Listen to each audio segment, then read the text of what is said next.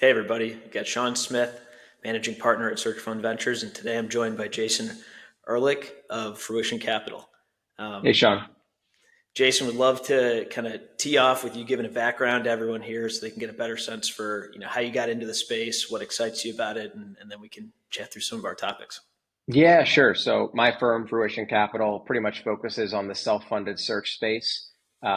My own background has been in a couple of parts to get me here. I sort of had my professional journey and my investor journey. My professional journey has been all business, right? Some corporate roles. I went to business school, was in management consulting. After that, some strategy roles. But maybe a decade or so I got very interested in alts in general. And so started investing as an LP just selfishly to diversify myself. And initially that started in commercial real estate, but it wound up branching into lots of different asset classes. And I became a deal and a fund sponsor in the commercial real estate space.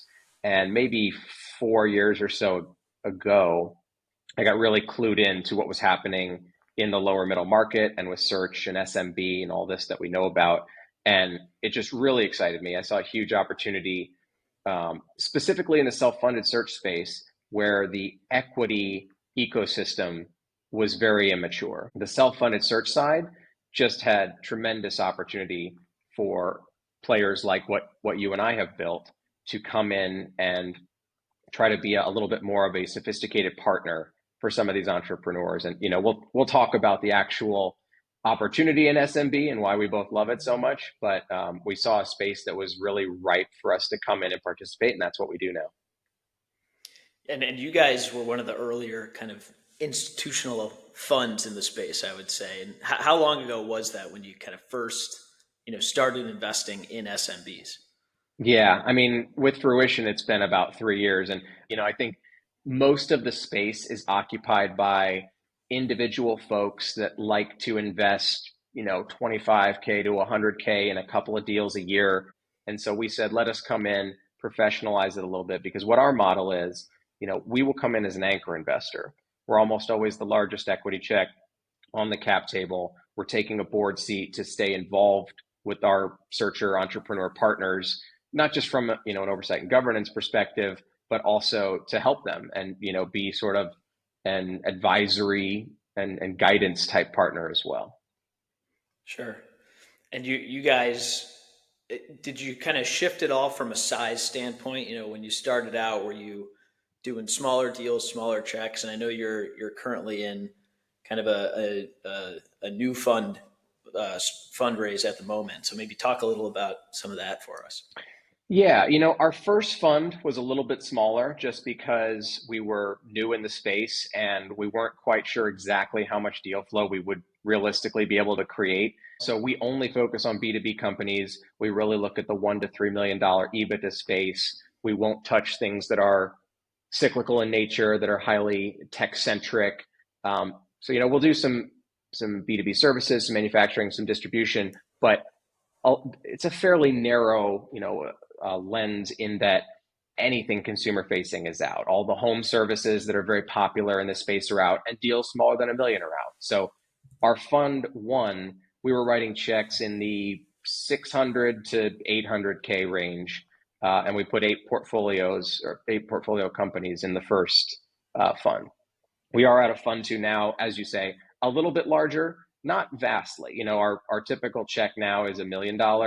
The deal sizes are roughly the same. We'll look at some slightly larger deals. Certainly, we don't go south of a million. But I would say in general, the thesis, the strategy has remained the same with, minor movement upward in fund two. And so as you think about kind of what you learned in Fund One, track record you've built, now kind of taking those learnings and augmenting them with your strategy in Fund Two. Um, what originally got you excited about the space, and what excites you now? Man, it's largely the same. I mean, the reason we went with Fund Two and we went bigger in Fund Two is that the thesis that we it was a thesis at the beginning, it has largely played out in Fund Two. I would say certainly there have been learnings, and we've rolled those into our approach for Fund Two. For example, we were only focused on acquisition capital, right? We're coming in and we're capitalizing a change of ownership transaction. Well, we wound up doing two deals where the searcher had actually already acquired their initial platform, maybe a year before, 2 years before, and now they were going to go and gobble up a larger player. And they needed to sort of re-equitize. They weren't able to use their balance sheet for that. They've proven that they can already acquire and successfully operate a business. In one of the cases, they'd already done a little tuck-in already, so they could also show some integration chops. So we didn't envision ourselves as, providing a growth equity, quote unquote, but that's actually a space where it was a search deal and they're growing via M&A. We love that profile. I think it's de-risked significantly. So, that's something that has become part of our thesis that wasn't there before. Similar, we accidentally had some deal flow find us from Canada and from the UK without looking for it. And we turned those deals down in Fund 1 just because we weren't set up for it, but they were appealing deals, some better valuations than we saw here, attractive investor terms.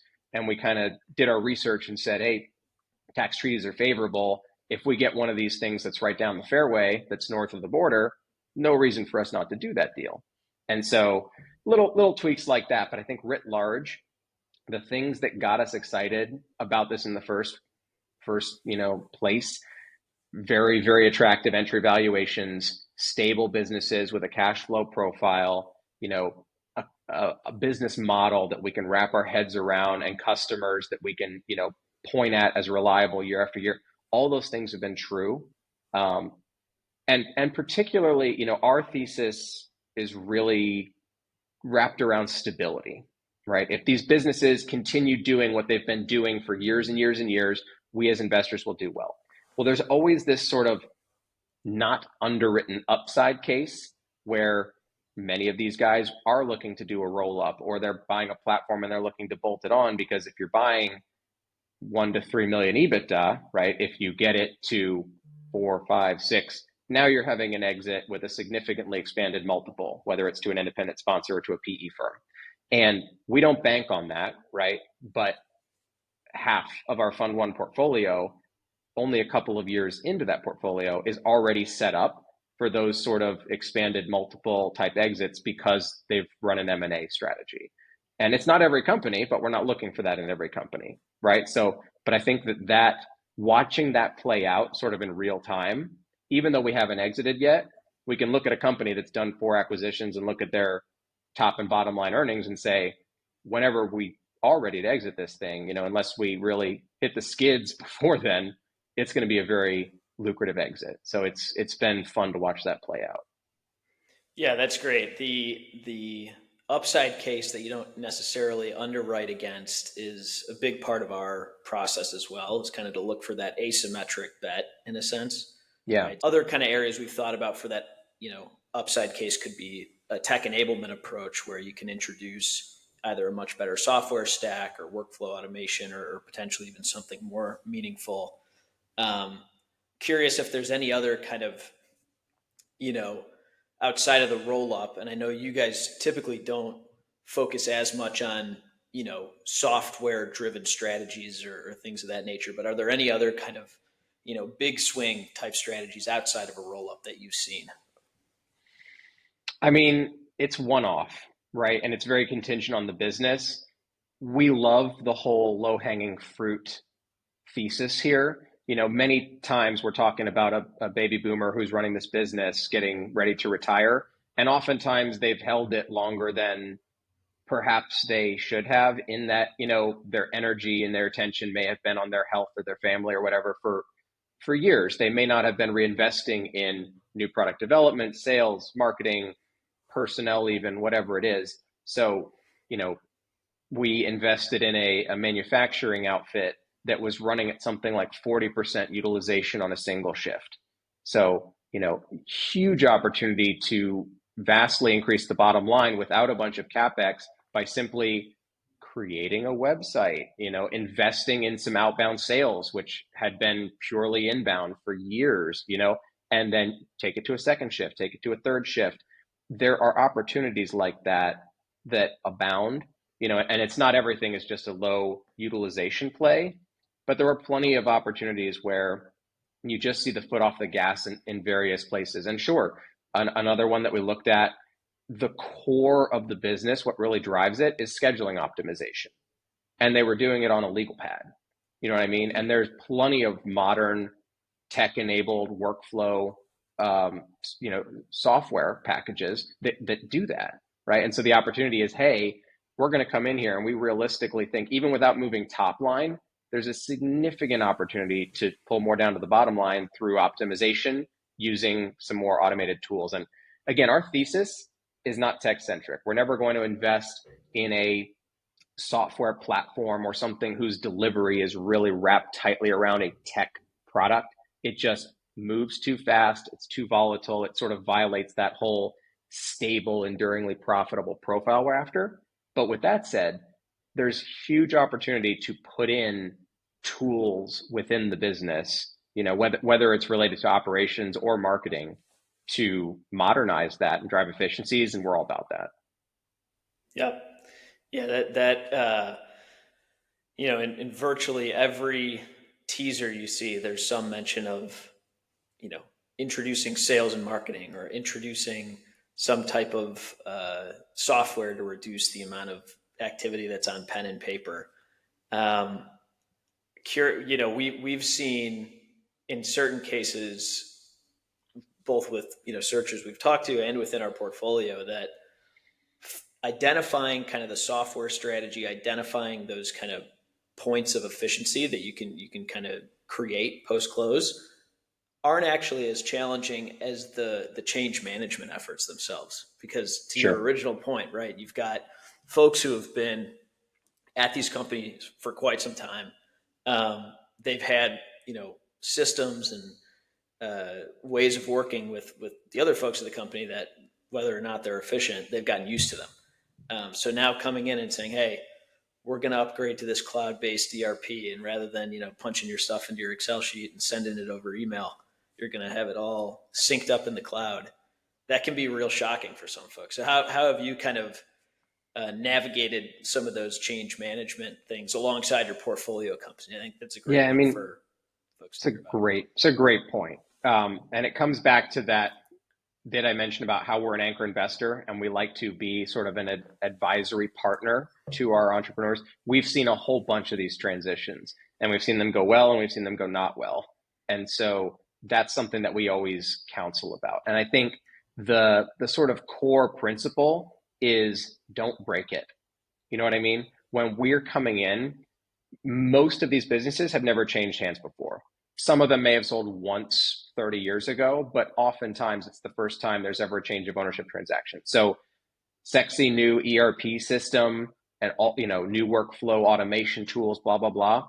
That's multiple months down the road, right? We are always advising our entrepreneur operating partners to get in there, spend 30 days changing nothing at all, build relationships with the employees, with the customers, with the suppliers, jot everything down.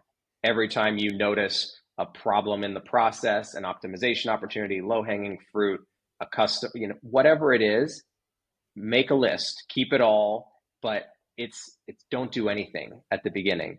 And then we slowly start to drip change in a prioritized way.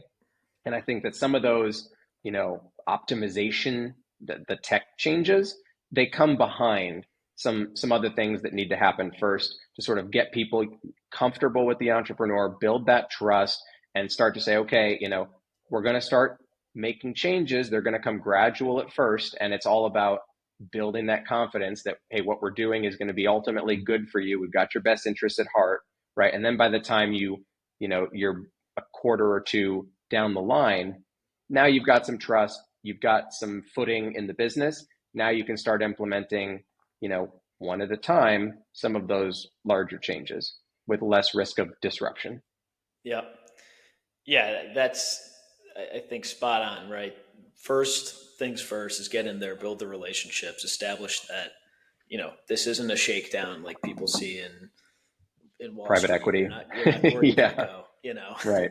Um, so that's the foundation. Then you've got some behavior or more kind of, um, cultural shifts that are gradual before just dropping in some brand new way of doing things. It makes a lot of sense. I Yeah. think one thing we've thought about, with one of our portfolio companies where we sit on the board is how can you, put the right incentive structures in place to start changing behavior so that when you introduce the technology, it's actually it's a really positive thing because it's a force multiplier on that incentive structure that people have already started getting used to.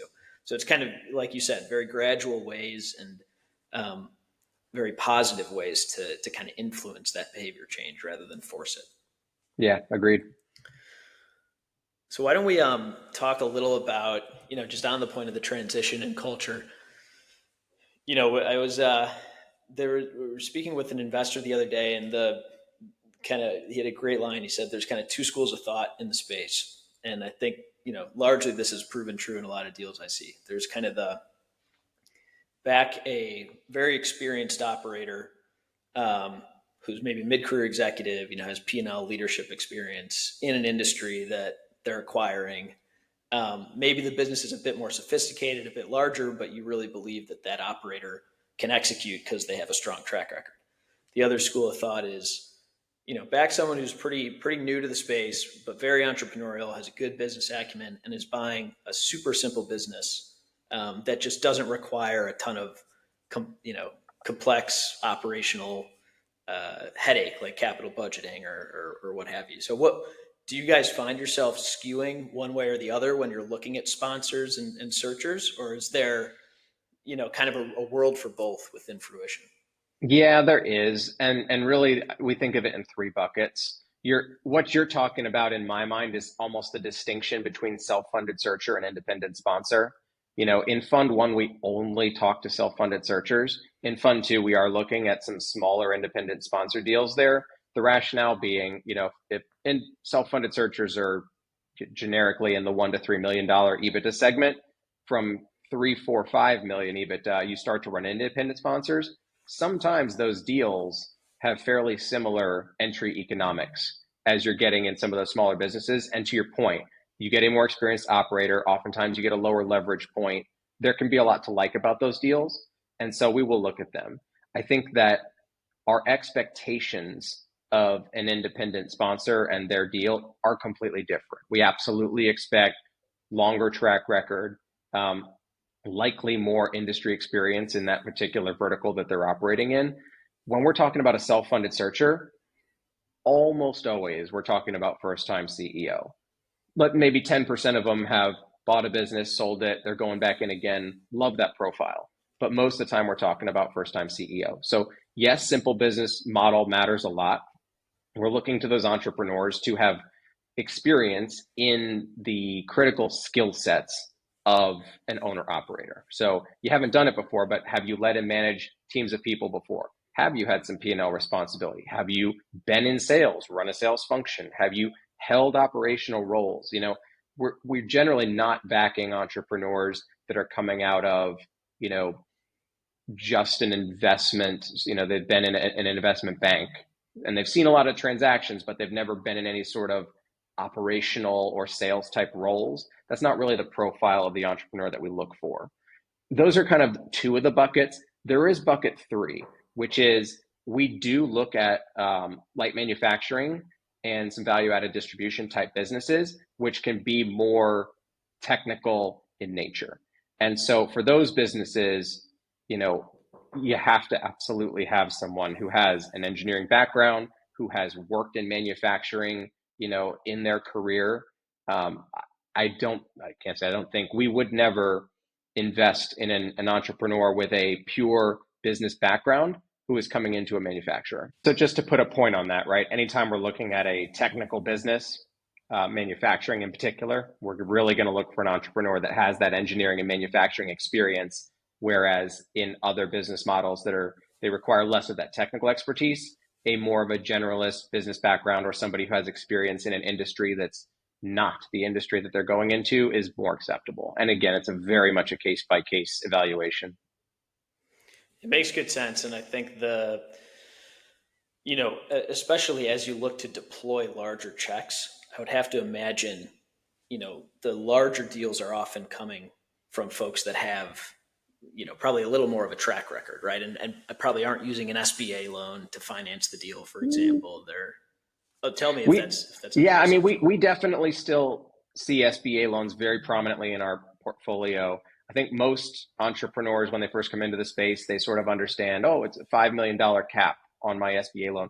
Well, there's a number of SBA lenders that will do pari passu loans on top of that. You can get up to a seven, sometimes an $8 million debt stack with what is essentially proxying an SBA loan. So I love the SBA product. I think, you know, from an investor's perspective, having an entrepreneur who is signing a personal guarantee on that loan, who is all in the business, it just creates the best alignment of incentive that you can possibly have. Because yeah, they have huge, an economic upside. They probably retain like a, excuse me, a 60% economic ownership in the thing when it's done. So if they run their playbook well, it's a lifetime, wealth creation event for them. But the other side is, that's carrot. You also want stick. Having them personally guarantee that loan is no entrepreneur is quote unquote handing back the keys, as you would in like real estate. Um, they're tethered to that thing, and the SBA is a big part of that. So, yes, we see more experienced entrepreneurs and sponsors because we look at the larger deals, and they tend to look at the larger deals too. SBA is definitely still an important part of our portfolio, and probably half, I would say, of the deals are SBA deals versus using like an SBIC type loan or something else. Got it. Very interesting. Um, you mentioned earlier that you guys typically look for, well, you certainly always look for the dynamics of enduring profitability. You mentioned kind of, B2B focus. What are other kind of key characteristics of a company that you look for? Yeah, B2B is the core of it. Really, that goes directly along with that is we want to see a diversified base of customers that have been buying year after year after year. So diversified means we don't have any huge customer concentration. It's not like your top account is going to be 20 or 30, 40% of sales, right? We want to see a well-mixed customer base. We want to see long tenure, and we want to see low churn. So we're not necessarily requiring that these customers have contractually reoccurring revenue, but they come back year after year after year. And beyond that, it's not an RFP based competitive quote based situation. They're more or less buying from you on a PO, if not a contractual type basis. So the customer dynamic has a ton to do with it. Again, the business model has a lot to do with it. We're always looking for these, air quotes, old economy type businesses, but we want to see a simple business model where we can quickly wrap our heads around why has it been profitable for so long? And do we believe that those forces are going to continue?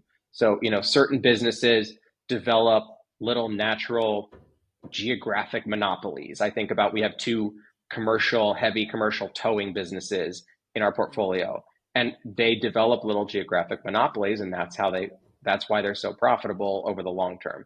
There's others where you can point to this critical spot they've built in the value chain of their clients where they're providing some very important part or service that's not a huge part of their customer's cost structure. So there's very low incentive for their customers to say, Sure. I'm going to try to bid this out. I'm going to try to disintermediate you. They're just happy with what's been delivered, and it's hard to disintermediate. They'll do it over and over again.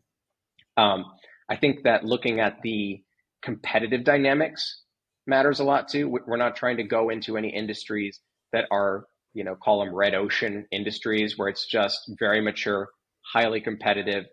The barriers to entry have a lot to do with that, right? If we're looking at agency type businesses, for example, staffing, marketing, all you need is a few people and a computer, and you go in there. If you lose your sales rainmaker or you lose your key account manager, those businesses evaporate, right? And so we stay away from those sorts of dynamics. So enduringly profitable. We also look for track record.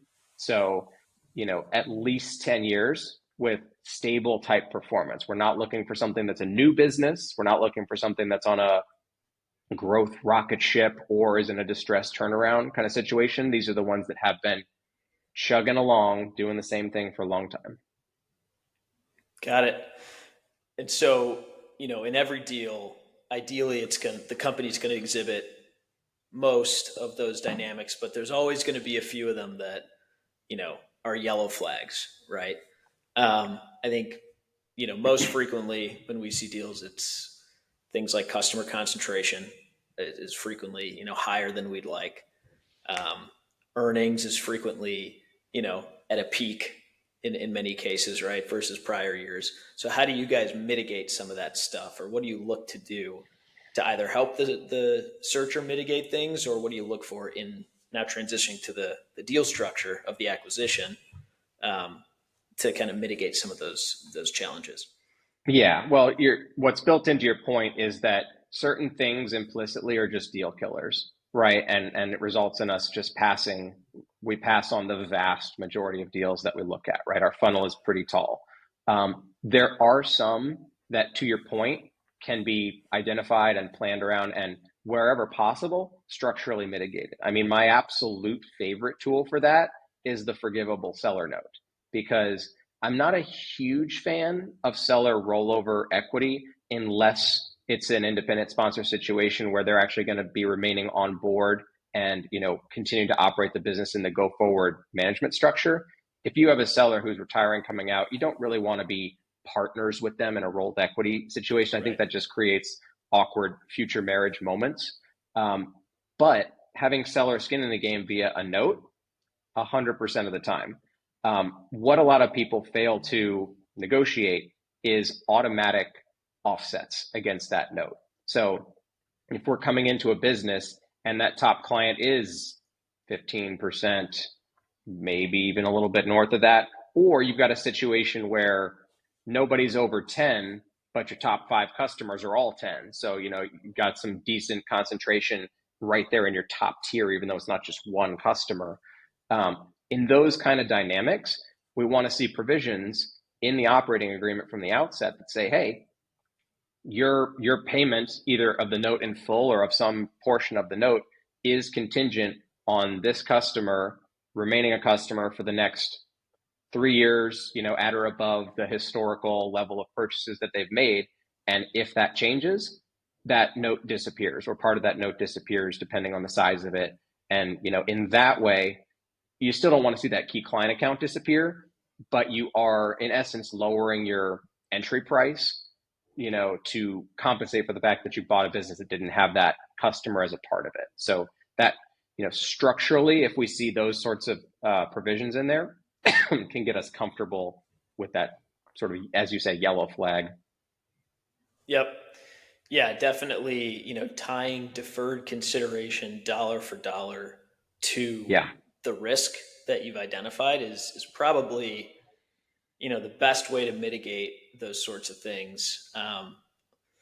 Other ways we've seen that, whether or not you call it a mitigation approach or kind of just getting started early, we like when sponsors start kind of, prodding the team to develop a backlog, or kind of start making steps towards a value creation strategy during the deal process. Not Yeah. only is that great to kind of just start, de-risking the transition, it's also a good way for them to start building a working relationship alongside those folks, in a less kind of contentious format, right? Yeah. So, That makes sense.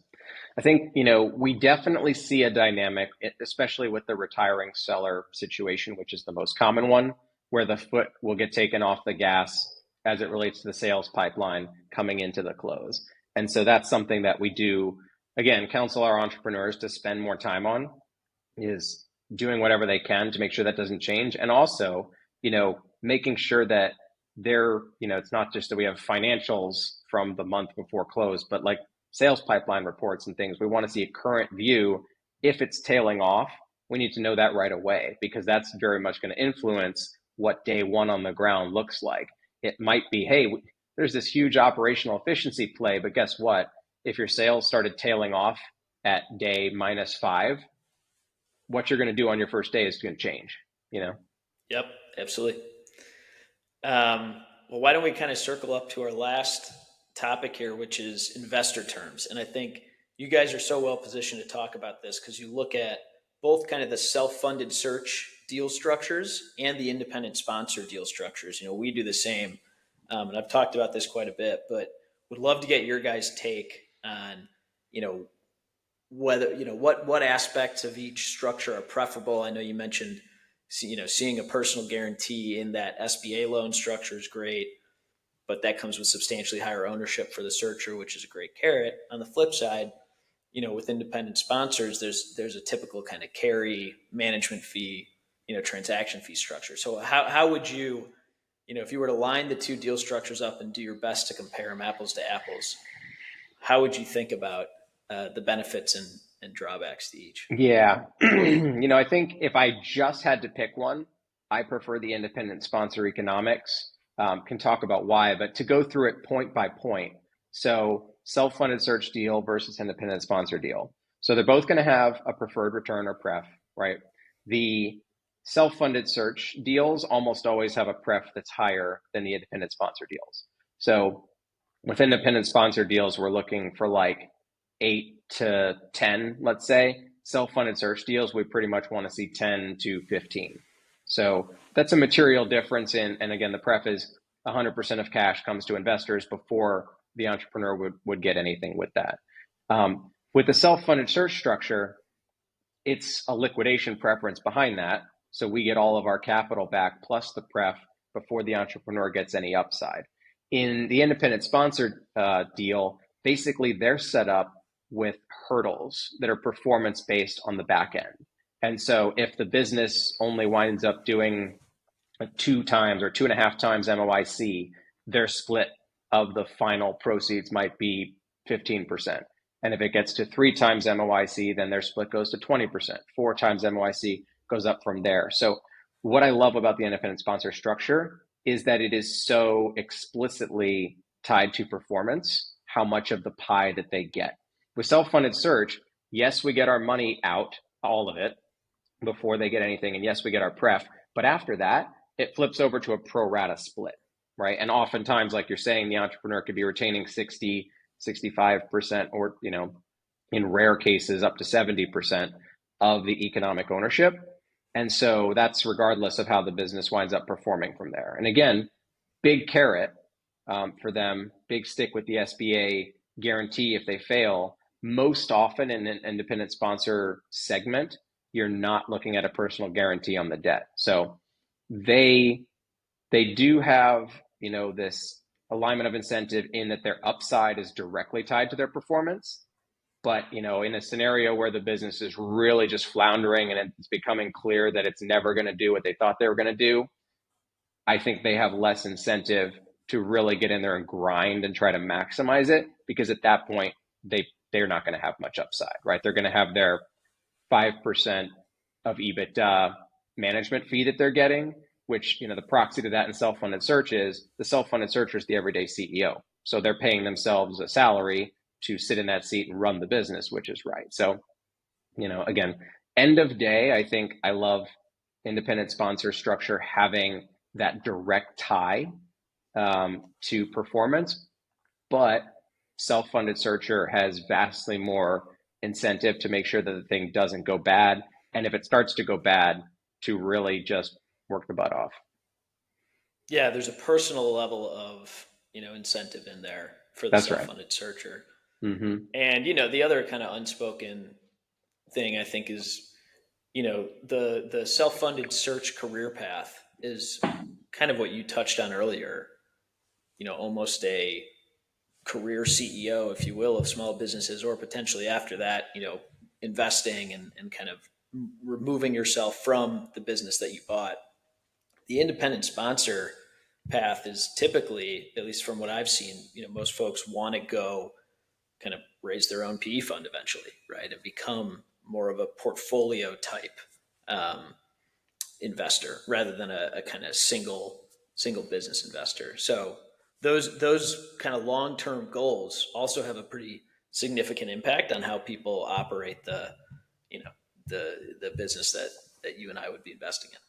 Yeah, that's spot on. Independent sponsors, unless they're brand new and it's their first portco, they'll usually have portfolios between 2 and 6. And they're not in a fund, right? So they're called fundless sponsors, but it's the same sort of thing. They're acting like a PE fund. They've got a portfolio where they have to manage all these things. It just happened that they raise them one by one and they're not as a true portfolio for the investor. They are for the independent sponsor. But I completely agree with that.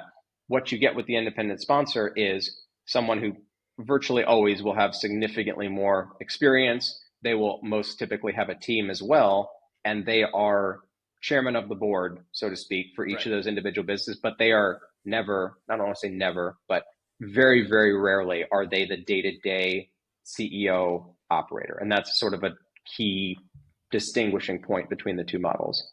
Yep. Um, there's a third model that you and I don't invest in, but it's the traditional search model. And what's interesting to kind of think about is the independent sponsor structure, which typically the carry hurdles that you kind of talked about, range from 10% at the low end up to 30, maybe 40% at the high end, depending on, the experience of the sponsor and how high those, either IRR or multiple of invested capital hurdles are. That structure in principle is not too far off from where traditional search typically nets out for the traditional searcher. And what you also see with independent sponsors um, is usually kind of more structured governance. Now, I know when you guys invest in a self-funded search deal, you have kind of a floor level of governance that you need to see. But just for the more general investor group out there, you're usually going to see more structured governance with independent sponsor deals than self-funded search deals. So the parallel I'm kind of trying to draw here, as you might see, is that independent sponsor deals are almost kind of inching closer to that traditional search type structure that people have gotten really used to, and that it's pretty well defined, without the funding the search process and the diligence costs, right? Yeah, I mean, I sort of see two key differentiators between those two models. I think your point about the ultimate upside for the sponsor or the searcher is similar in that, in traditional search, if all goes well, that searcher receives like 20, 25% of the upside. And, it can be in that range for independent sponsor based on performance. Agreed on that point.